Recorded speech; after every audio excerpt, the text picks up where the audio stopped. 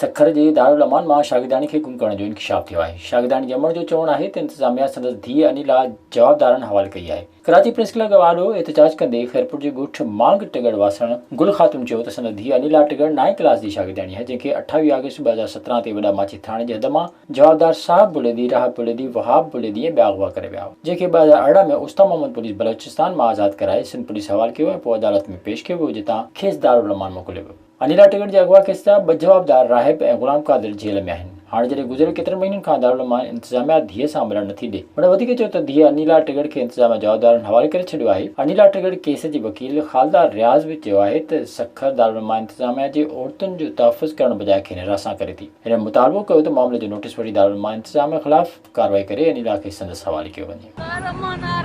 मुंहिंजी छोकिरी वञी पुलिस दारमान जे हवाले कराई आहे। दारमान जी मैडम हमेशह असांखे धिका ॾेई कॾहिं बि तव्हां छो था अचो, राति जो 11 बजे छोकिरी रोई चए पई ग़लति माण्हू थी घुराए पई, उन्हनि खां घणी रक़म थी वठे पई, छोकिरियुनि जी इज़त थी लाराए पई, मुसलसल छोकिरी खे कुटींदा रहिया आहिनि, मुसलसल कुटींदा रहिया आहिनि। उनजो दिमाग़ी तवाज़ुन सही न आहे। हाणे जेको आहे त पुलिस ऐं दारमान जी माई मिली सिली करे छोकिरी माई सां मोकिले छॾी। हाणे ख़बर कोन्हे छोकिरी किथे आहे। चीफ जस्टिस असांखो नोटिस वरितो आहे, हिते आया आहियूं त एसपी असांखे नोटिस न ॾिनो, नोटिस लिकाए करे अॼु असां हिते प्रेस क्लब अची दाई थिया आहियूं। मस वारनि खे अपील आहे त असांजी काई बि मदद कई वञे।